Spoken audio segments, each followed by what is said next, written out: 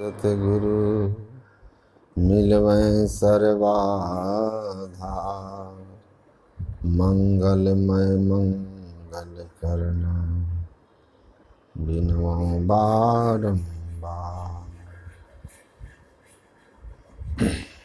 धन्य धन्य सद्गुरु सुखद महिमा कही न जाय।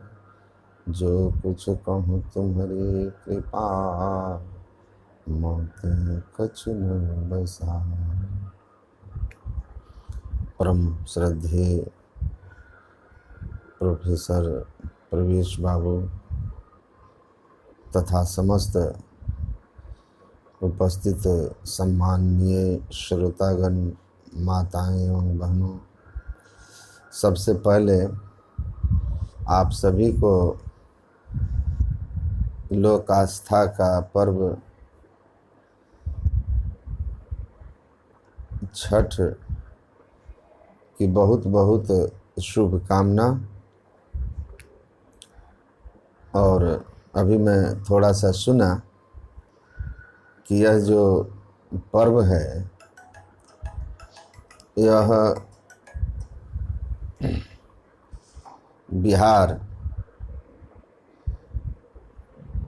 का मुख्य पर्व है, जो धीरे धीरे अब एक अंतर्राष्ट्रीय पहचान बना लिया है। और मुझे लगता है कि इतना पावन पवित्र त्योहार जो सीधा प्रकृति से जुड़ा हुआ है, जिसमें कहीं किसी बाहरी बीच बचाव और किसी तरह के पुरोहित की आवश्यकता नहीं पड़ती है। सीधे लोग प्रकृति से जुड़ते हैं। साक्षात पालन पोषण करने वाले विष्णु रूप भगवान सूर्य देव की उपासना करते। मैं देखा कि जो इन सड़कों से होकर छठ व्रती गुजरते हैं, उन पर कोई गलती से थूक तक नहीं फेंकता। इतना पवित्रता का ध्यान रखते हैं। अगर यह पावन पवित्रता हमारे जीवन में आ जाए तो हमारे देश का स्वच्छता अभियान स्वतः सफल हो जाएगा। ये बहुत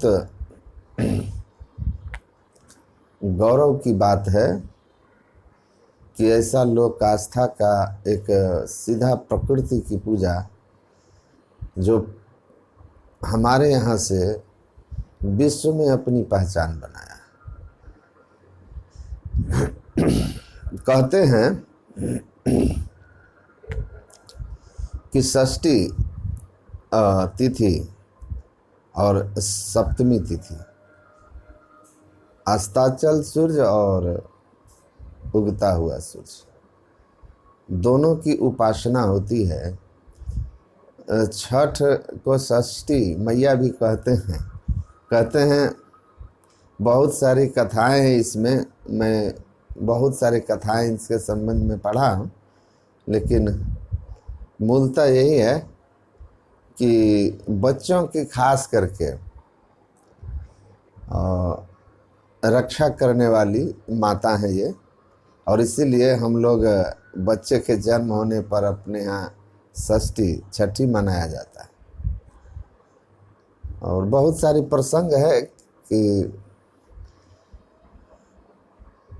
सूर्य की बहन भी हैं, इसीलिए दोनों की एक साथ पूजा की जाती है। कई पुराणों में इसके अलग अलग वर्णन हैं और अति प्राचीन परंपरा है।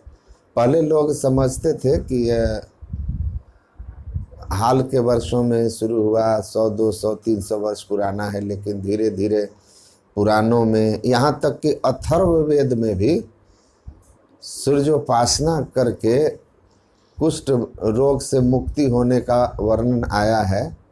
और इसी तिथि पर, सप्तमी तिथि, षष्ठी और सप्तमी तिथि पर, तो हम लोग इस संबंध में बहुत सारी बातों को जानते हैं। मूल बात है कि इस पर्व का प्रकृति से जुड़ा होना और सीधा सूर्य देव। देखिए, अन्न ब्रह्म है जो सूर्य से ही पोषित होता है।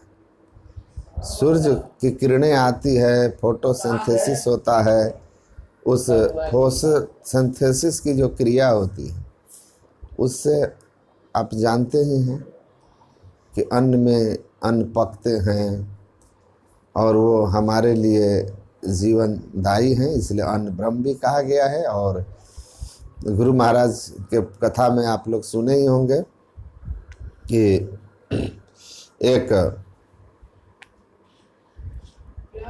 प्रसंग है कि एक ऋषि के पुत्र थे, वो पढ़ कर के आए और गुरुजी ने कहा कि भाई आपने सारी विद्या पढ़ ली? तो कहा कि हाँ सब कुछ पढ़ा। कहा अन्न ब्रह्म के बारे में? कहा कि नहीं। कहा यानी एक और विद्या है जो आपने नहीं पढ़ा है, अन्न ब्रह्म, उस ब्रह्म के बारे में जिसके बिना सारा विद्या आपकी व्यर्थ हो जाएगी। तो कहा वो कौन सा ब्रह्म है? कहा आप 7 दिन उपवास कीजिए फिर आइए। 7 दिन उपवास करने के बाद ऋषि पुत्र आया और कहा, तो ऋषि ने कहा कि हाँ बताइए इस वेद में क्या, कौन सी ये ऋचा का क्या अर्थ है, यहाँ पर क्या लिखा हुआ है? कहा पिताजी मेरे मस्तिष्क अभी भूख से बिल्कुल काम नहीं कर रही, मैं इतना भूख पीड़ित हूँ, कमज़ोर हो गया हूँ कि हमें अभी कोई ज्ञान नहीं सूझ रहा है, कोई ज्ञान हमको स्मरण में नहीं आ रहा है। तो पिताजी ने कहा कि जाओ पहले भोजन करके आओ। भोजन करके आया, फिर कहा हाँ पिताजी अब पूछिए, अब मुझे सब स्मरण हो आया है। तो ऋषि ने कहा कि बेटा वो अन्न ब्रह्म है जिसके बिना तुम्हारी सारी विद्या अविद्या हो गई थी, सारी विद्या व्यर्थ हो गई थी। तो जीवन को पोषण देते हैं सूर्य, सीधे प्रत्यक्ष विष्णु है भरण पोषण करने वाले, और इनके बिना आधुनिक विज्ञान से अब कुछ छिपा नहीं है कि सूर्य का होना ही जीवन का होना है और सूर्य का मिट जाना ही जीवन का अस्तित्व का इस पृथ्वी पर, इस सौर मंडल में संभव ही नहीं है। तो इसलिए सूर्य की उपासना की जाती है और साथ ही साथ इसमें सारी उन प्राकृतिक चीज़ों का उपयोग किया जाता है, गन्ना, अदरक, हल्दी, जो किसान से डायरेक्ट लिए जाते हैं।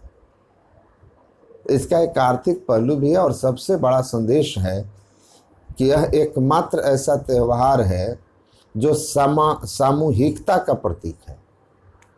और सब त्यौहार हम लोग अपने अपने घरों में मना लेते हैं, लेकिन ये एक ऐसा त्यौहार है जो नदियों के किनारे जाकर के सामूहिक रूप से पूरा समाज एक होकर के मनाता है, जो सामूहिकता का, एकता का परिचायक भी है। और हम अपने जीवन में, सामाजिक जीवन में एक होकर के रहना, और नदियों की, नदी हमारे जीवन है, मतलब जल हमारा जीवन है, सूर्य हमारा जीवन है। इन दोनों के, जल और सूर्य, इन सब के संयोग से ही फोटोसिंथेसिस की क्रिया संपन्न होती है और जिससे सारे जीवन के आवश्यक वस्तु इस पृथ्वी पर उपलब्ध होते हैं। तो इसके कई संदेश हैं, इसीलिए यह त्यौहार दुनिया भर में लोकप्रियता प्राप्त किया है। और कई जगह मैं घूमने के लिए गया हूँ, सत्संग के कार्यक्रम में गया हूँ, तो लोग बोलते हैं कि ऐसा पावन और पवित्र त्यौहार कोई नहीं है दुनिया में जो इतनी पवित्रता और इतनी स्वच्छता पर जोर देता हो। तो ये तो महिमा है छठ की। दूसरी बात है कि अभी आप सुन रहे थे कि बाहर के सूर्य से तो हमारा जीवन है ही, लेकिन यह एक जीवन, एक देह का जीवन है, लेकिन हम जो चेतनात्मा हैं, हमारा जीवन अनंत काल का है। इस अनंत काल के जीवन के संबंध में भी हमको सोचना है, विचारना है। और मूलभूत प्रश्न यही है कि हम इस जीवन के बाद का जीवन हमारा जो है वह भी श्रेष्ठ हो। तो उसके लिए भी उपासना है। तो ये जो बाहरी सूरज की उपासना और एक आंतरिक सूरज की उपासना, मैं तो आप लोगों का कार्यक्रम में बहुत लेट से सम्मिलित हुआ। आप जानते ही हैं कि हमारे अंदर में भी सूर्य है। यत ब्रह्मांडे सपिंडे, जो बाहर है ब्रह्मांड में, वो हमारे पिंड में भी है।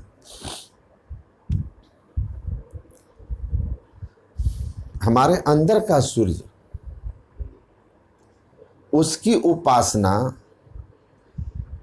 हमारे मन को, हमारी आत्मा को पावन पवित्र करता है, हमारा मनोबल, हमारे आत्मबल को बढ़ाता है और हमारे हृदय स्थित, जैसे बाहरी सूर्योपासना का यह पावन त्यौहार बाहर के सारे अपवित्रता को दूर करके बड़ी पावनता के साथ किया जाता है, लेकिन हमारे भीतर के जो गंदगी है विकारों की, उसका समन, उनका दमन, उनका समूलतया नाश अंदर के सूर्य के दर्शन से होता है, अंदर की सूर्य की उपासना से होता है। उस आंतरिक सूर्य की उपासना आंतरिक पवित्रता के लिए आवश्यक है। और मैं पढ़ रहा था, एक दार्शनिक की उक्ति है कि अगर आपके भीतर पवित्रता ना हो, विचारों में पवित्रता ना हो, चित्त में पवित्रता ना हो, तो बाह्य पूजा पाठ अंत में केवल कर्मकांड और ढकोसला मात्र होकर रह जाते हैं। इसलिए हम आंतरिक पवित्रता के लिए भी प्रयत्न करें, और आंतरिक पवित्रता अंदर के सूर्योपासना से ही हो सकती है। जब ते राम प्रताप खगेशा, उदित भयवती प्रबल दिनेशा, पूरी प्रकाश रहो तिहु लोका, बहुतन सुख बहुतन मन शोका।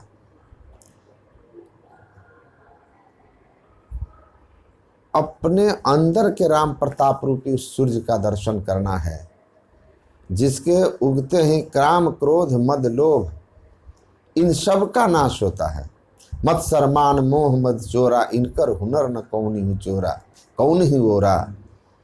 ये सारे विकार चले जाते हैं और प्रथम अविद्या निशा निशानी अज्ञानता रूपी रात्रि का नाश होता है। उस अज्ञानता रूपी रात्रि के नाश हो जाने पर हमारे अंदर में जो अघ उल्लू के जहाँ तहाँ लुकाने पाप रूपी उल्लू हमारे भीतर बैठे हुए हैं, सब चले जाते हैं। महापुरुषों के अंदर के सूर्य की उपासना की विधि बताई, संतों ने इस विधि को बताया और कहा कि आंतरिक सूर्य की भी विधि को जानिए, उपासना जानिए। आपके अंदर में भी एक सूर्य है जो त्रिकुटी में साधक को दर्शन होता है। नवधा भक्ति की छठी भक्ति की पूर्णता जब होती है, एक बिंदुता से लेकर के जब साधक दृष्टि योग की क्रिया करता हुआ अंतर की ओर चलता है, तो जब वह बिंदु चंद तब सूर्य प्रकाश की अवस्था में पहुंचता है, वहां पहुंचने के बाद उस सूर्य का दर्शन होता है। और वह सूर्य कैसा है? गुरु महाराज ने कहा, जा सम्मुख यह सूर्य अमित अंधार है, ऐसो सूर्य महान चंद हद पार है। कहते हैं जिस सूर्य के सामने बाहर का सूर्य अंधकार की समान है, वह ऐसा सूर्य हमारे अंदर में चंद हद पार, चंद्र मतलब सहस कमल दल में जो चंद्र दर्शन होता है साधक को, जो रात्रि के प्रकाश भाग का केंद्र है, उसके ऊपर बढ़ने पर साधक को अंत में दो पहर गगन रवि छाई तास उजास भया घट माही, अपने अंदर में पूर्ण सूर्य का दर्शन होता है। उस त्रिकुटी में जाकर पूर्ण सूर्य का जो दर्शन होता है, वास्तव में वह त्रिकुटी प्रकाश मंडल का केंद्र है। वहां से 3 गुणों की सूक्ष्म धारा चलती है जो नीचे की ओर उतरती हुई अंत में आकर के स्थूल जगत का निर्माण करती है, सूक्ष्म को पार करके। इसलिए उसको संतों की वाणियों में त्रिकुटी कहा गया है। उस सूर्य के दर्शन से हमारे सारे अंदर के अपवित्रताएं, हमारे सारे अंदर के विकार का नाश होता है और हम बिल्कुल जैसे छठ में जलाशयों को पूरी तरह से पावन कर दिया जाता है, भीतर उसी तरह सारे विकारों का नाश हो जाता है। एकदम स्वच्छ निर्मल मन जन्मो सो मोहि पावा की अवस्था आती है। एकदम पावन पवित्र हृदय हो जाता है। परमाराध्य गुरु महाराज कहते हैं, तुम एक ऐसे हृदय के बारे में सोचो जिसमें काम, क्रोध, लोभ, मोह, मद, मात्सर्य, ईर्ष्या, द्वेष के किसी भी तरह के कोई विकार न हो। वह कैसा शीतल शांत होगा, कैसा पावन होगा, कैसा शांति उसमें अनुभूति होती होगी। वह अवस्था साधक की आती है। तो ये नवधा भक्ति की छठी भक्ति है, दृष्टि योग। उसका जो साधना करता हुआ गुरु महाराज कहते हैं प्रकाश के केंद्र पर पहुंच जाता है, वह त्रिकुटी है, वही है सूर्य का दर्शन होता है। पलटू साहब की वाणी में है, उस देश की बात मैं कहता हूँ, आसमान के बीच सुराख है जी, बादशाह उसी बीच बैठा है, सूझ पड़े बिन आँख है जी, सुर्ख तो उसका चेहरा है, आफ्ताब तसद्दुख लाख है जी, पलटू हु आवाज आवे, वहाँ मेरा दिल मुस्ताक है जी। कहते हैं देखो, उस देश की बात मैं कहता हूँ, आसमान के बीच सुराख है जी। आंख बंद करते हैं, आसमान में कहते हैं कि छेद कैसे करोगे? आसमान इतना सूक्ष्म है कि उसमें छेद कैसे किया जा सके। लेकिन पलटू साहब कहते हैं कि आसमान में सुराख होता है, उसमें छेद किया जा सकता है। मैं उस देश की बात कहता हूँ, आसमान के बीच सुराख है जी। ये सुराख कहाँ पर होता है, कैसे होता है? इस कूप गगन के बीच यारों, जहाँ सुरती का डोर लगा होता है, सगुरा हो सो भर भर पिए, निगुरा जल नहीं पावता है, बिनु हाथ के ताल मृदंग बजे, बिनु जंत्री जंत्र बजावता है, पलटू बिन कान के हम सुना, बिना कोई शख्स बजावता है। इस कूप गगन के बीच यार, दोनों आँखों, जब हम आँखें बंद करते हैं तो आँख बंद करने पर जो हमारे अंदर में अंधकार दिखता है, इस अंतराकाश के इस अज्ञान, इस अंधकार में, आकाश में दृष्टि की युगल धारों को जब हम एक करते हैं तो एक करते ही आसमान में छेद हो जाता है, अंधकार का नाश हो जाता है। संत तुलसी साहब की वाणी में है, समशील लील अपील पेले, खेल खुली खुली लकी पड़े। जो न छेद करने योग्य है, न काटने योग्य है, समत्व भाव में रह करके, सुख दुख में अपने आप को सम करके जो रहता है, सम भाव में रह करके साधन करता है, दृष्टि की युगल धारों को एक करने में सफलता प्राप्त कर लेता है, वह न छेदने योग्य इस अंधकार के पहाड़ को, इस अंधकार में आकाश को छेद देता है। तब उसको अपने अंदर में परमात्मा की विभूतियों की अनुभूति होने लगती है, जो अंतर ज्योति अंतर्नाद के रूप में है। बहुत तरह की ज्योतियाँ प्रकट होती है। इसीलिए पूज्यपाद महर्षि संत सेवी जी महाराज के सर्वधर्म समन्वय में है कि अब्राहिम साधना करता हुआ अपने सामने अंधकार का विशाल पहाड़ देखा, देखते देखते वह अंधकार चूर चूर हो गया। तब एक तारा प्रकट हुआ और उसने कहा ये ही मेरा खुदा है, लेकिन देखते देखते वह तारा भी समाप्त हो गया। तब कहता है नहीं नहीं नहीं नहीं, जो नष्ट हो जाए वह खुदा नहीं हो सकता। तब एक महताब प्रकट हुआ, कहा ये मेरा खुदा है। महताब कहते हैं चंद्रमा को। देखते देखते वह चंद्रमा भी अस्त हो गया। कहा नहीं, ये भी खुदा नहीं हो सकता। तब आफताब प्रकट हुआ। आफताब कहते हैं सूर्य को। कहा ये मेरा खुदा है। इस तरह से महर्षि जी कहते हैं कि अपने अंदर में इस्लाम धर्म के साधना करके महापुरुषों ने अनुभव किया। उन्होंने भी तारा, चंद्रमा और सूर्य के अपने अंदर में उगने की बात कही है।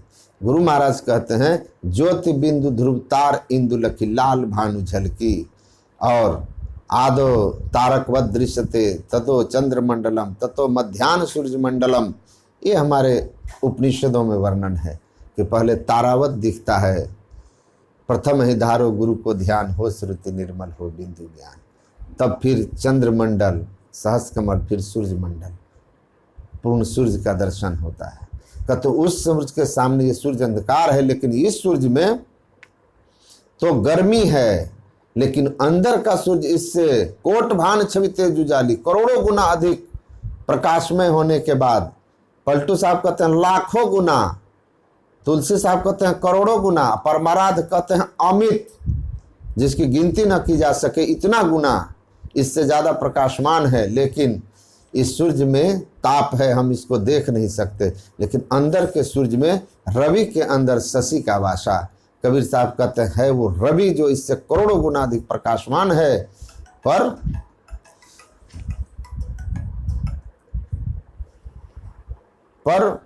प्रकाशमान होते हुए भी उसमें शीतलता चंद्रमा की है। और इतनी शीतलता है कि गुरु महाराज कहते हैं सूरत त्रिकुटी चढ़े सूर्य ब्रह्म देखी अड़े। वह इतना शीतलता प्रदान करता है कि वृत्ति उसको देखकर मग्न हो जाती है। लेकिन सार शब्द की साधना, नादानुसंधान की साधना करता हुआ सूरत को साधक वहाँ से ऊपर की ओर उठाता है और अंत में परमात्मा में लय करता है। तो अपने अंदर के सूर्य की उपासना की विधि को भी हमको ठीक ठीक जानना है, ठीक ठीक समझना है, और केवल बाहरी उपासना में ही नहीं रहना है। बाहरी उपासना और आंतरिक उपासना दोनों को जानिए। अंतर बाहर भक्ति कराई दीजिए, आत्मज्ञान सद्गुरु हो दाता जी। हम लोगों का सौभाग्य है कि हम लोग ऐसे संत सद्गुरु के शरण में हैं जिन्होंने अध्यात्म के मर्म को बिल्कुल ही सरल और सहज ढंग से समझा दिया कि आप इस भ्रम में न रहें कि कभी कोई त्रेता युग में कोई राम प्रताप रूपी सूर्य उदित हुआ था, जब भगवान राम गद्दी पर बैठे थे और उसका तीनों लोक में प्रकाश था। गुरु महाराज का एक संस्मरण सुना रहे थे कि गुरु महाराज जब धराहरा में थे तो साधना शिविर चल रही थी। बहुत पहले की बात है, 60 के दशक की बात है। तो एक आदमी सोए हुए थे और अपने कमरे में ही, ठंड के कारण सबको कमरे में ही ब्रह्म मुहूर्त का ध्यान कहा गया। गुरु महाराज गए तो उनको जगाए, गए तो खटखटाए तो कमरा खोले। छोटे छोटे झोंपड़ियाँ थी। गुरु महाराज ने कहा क्या कर रहे थे? कहा ध्यान कर रहे थे। गुरु महाराज ने फटकारा उनको और कहा कि क्या समझते हो, ये जो मिट्टी की साटी हुई दीवारें हैं, ये मेहीदास की नज़र को रोक लोगी? अरे तीनों लोक में कोई मुझसे सुई भी नहीं छिपा सकता है। तो जिनकी ऐसी अवस्था है, तीनों लोक में उनमें उनके लिए सब प्रकट है। ब्रह्मलोक में क्या हो रहा है, शिवलोक में क्या हो रहा है, वैकुंठ लोक में क्या हो रहा है, सबको वो यहाँ से बैठे बैठे देखते हैं क्योंकि उनके पास दिव्य दृष्टि होती है। और संत के पास तो आत्मदृष्टि होती है। वो तो प्रकृति के कण कण में छिपे हुए ब्रह्म को प्रत्यक्ष कर लेते हैं। तो फिर ब्रह्मलोक क्या है? लेकिन जिनकी भी वृत्ति वहाँ तक पहुँच गई है, उनके लिए कुछ छिपा हुआ नहीं है। उनके लिए तो हृदयाकाशे चिदादित्य सदा भास्ति भास्ति नास्त मेति न चोदेति कथम संध्या उपास में है। आप लोग मैत्री उपनिषद में पढ़े ही हैं कि ऋषि ने कहा कि भाई मेरे हृदयाकाश में तो चैतन्य रूपी सूर्य, ज्ञान में सूर्य सदा उदित रहता है। वह न अस्त होता है, न उदित और अस्त होता ही नहीं, सदा उगा रहता है।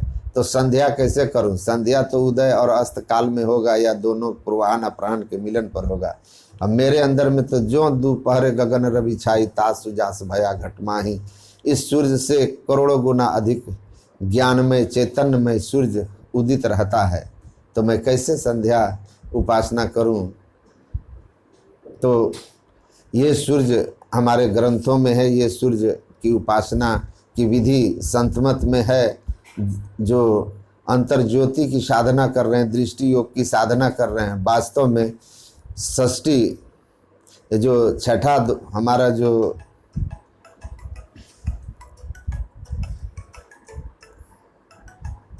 हम अंतर साधन जो कर रहे हैं, वास्तव में उसी की साधना है, छठी भक्ति। छठी भक्ति को करते करते जब हम सफल हो जाएंगे तो आंतरिक सूर्य की उपासना करने में हम सफल हो जाएंगे। हम उस सूर्य के दर्शन कर लेंगे और शीतल हृदय पावन हृदय प्राप्त कर लेंगे।